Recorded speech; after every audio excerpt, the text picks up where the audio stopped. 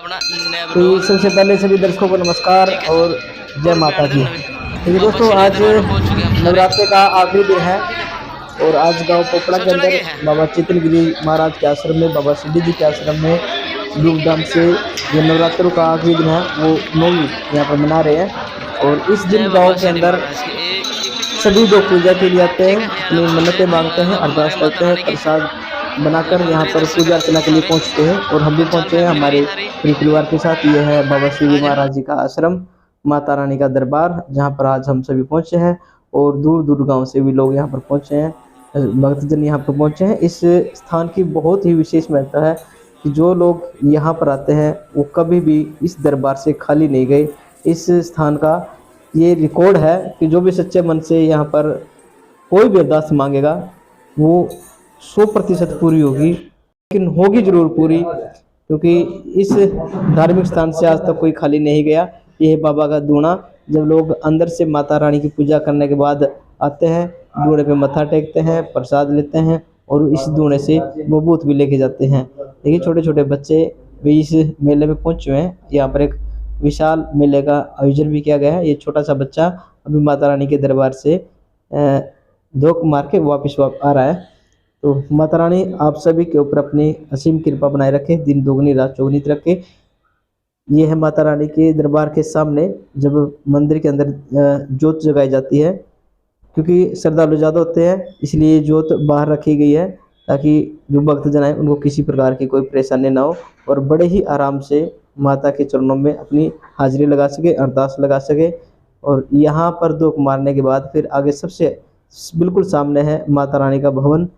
जब लोग यहाँ पर पहुँचते हैं तो शुरू से लेकर आखिरी तक चारों तरफ जो मंदिर बने हैं उन सभी में एक एक करके धूप मार के आगे चलते हैं। ये है वीर बजरंगबली हनुमान, सबके ऊपर अपनी कृपा बनाए रखे।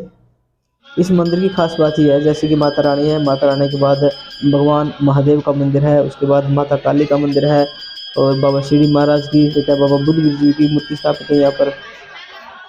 तो ये विशेष महत्व है आज के दिन का। जो लोग या जो लड़के लड़कियां अमेरिका जाना चाहते हैं वो भी यहाँ पर आते हैं, अरदास मांगते हैं और बाबा उनकी हर मनोकामना पूरी करता है। जब मनोकामना पूरी होती है तभी आप देख सकते हैं कि लोगों की जो भीड़ है यहाँ पर कितनी लगी हुई है। एक विशेष स्थान है, ये आस्था का प्रतीक है, ये बाबा शिरडी का दरबार, जहाँ पर आज नौवीं के दिन पूजा अर्चना की जा रही है। और इस दिन जो महिलाएं हैं, लड़के हैं, लड़कियां हैं, नवरात्रे रखते हैं, 9 के 9 नवरात्रे रखते हैं, या कुछ लोग ऐसे होते हैं कि जो आखिरी के 2 नवरात्रे हैं वो रखते हैं, वो सभी यहाँ पर पहुँचते हैं और माता रानी उनके ऊपर अपनी असीम कृपा बनाए रखती है। और इस मंदिर के ऊपर सबसे बड़ी बात यह है कि जो 5 गांव हैं, 5 गांव की एक कमेटी होती है, वो कमेटी हर साल भंडारे का आयोजन करती है। और जो गुरुजी यहाँ पर बैठे हैं नागेंद्र गिरी जी महाराज, माता रानी उनके ऊपर अपनी असीम कृपा बनाए हुए हैं। और समय समय पर गांव के अंदर जैसे तब किया जाता है, गुरुजी हैं और जो सेवक हैं, जो कन्याएं हैं यहाँ पर आई है, उनको भोजन करवा रहे हैं।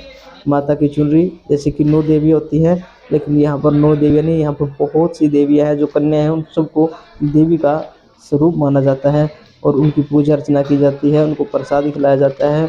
और फिर आखिर में एक कुछ दक्षिणा के रूप में पैसे भी दिए जाते हैं ताकि माता रानी से इन 9 दिनों के अंदर किसी भी प्रकार की कोई भूल चूक हुई हो तो हमें माफ़ करना, हमारे घर में, परिवार में, कारोबार में, नगर में सुख शांति बनाए रखना, हमसे जाने अनजाने में कोई गलती हो तो माफ़ करना। और माता रानी भी अपने भक्तजनों के ऊपर जो सच्ची निष्ठा से व्रत रखते हैं या फिर उनके अंदर विश्वास रखते हैं तो माता रानी उनकी हर मनोकामना पूरी करती है। तो स्वयं जो बाबा जी हैं वो इन कन्याओं को इसलिए पूजा जाता है क्योंकि जो 9 देवियाँ होती हैं वो कन्या के रूप में सबसे पहले आई थी, तो कन्या के रूप में आके ही उन्होंने प्रसाद ग्रहण किया था। इसकी हिस्ट्री ज़्यादा मुझे नहीं पता, लेकिन इतना जरूर है कि जब श्रीधर के घर माता रानी गई थी तब से ही जो ये नवरात्रे हैं, 9 कन्या की पूजा है, ये सिलसिला चल रहा है। और जो छोटे छोटे बच्चे हैं उनकी यहाँ पर उन 9 कन्याओं को भोजन करवाया जाता है। और इस मंदिर में नारियल चुनरी का प्रसाद चढ़ाया जाता है माता रानी को, ताकि माता रानी प्रसन्न होकर घर में सुख शांति बनाए रखे।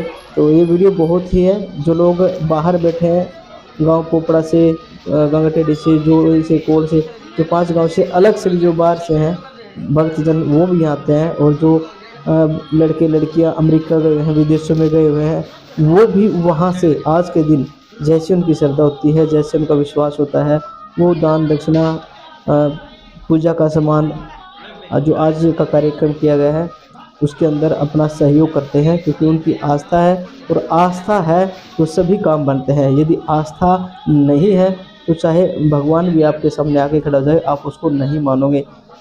और आस्था ही आपको भगवान तक ले जाने का सबसे पहला मार्ग है।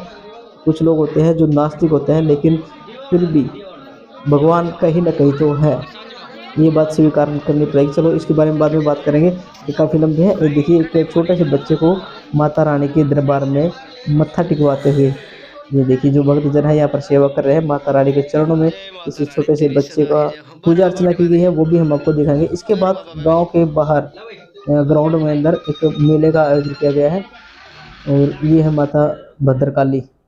जैसे ही है भगवान शिव की पूजा करके आगे निकलोगे, सामने है माता भद्रकाली का मंदिर।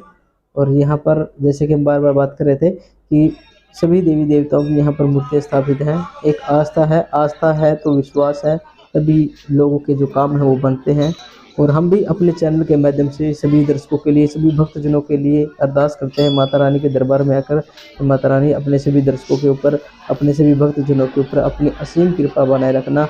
उनसे जाने में कोई गलती हो तो माफ़ करना, और समय समय पर जैसे कि गांव के अंदर भंडारे का आयोजन किया जाता है, और गीता का पाठ करवाया जाता है। अब थोड़ी देर में जैसे कि साधु संत आएंगे, उनके लिए जो हरियाणवी रागनी है, जो भजन मंडली है गांव पोपड़ा की, शाम को वो भजन मंडली आएगी और भजन करेगी।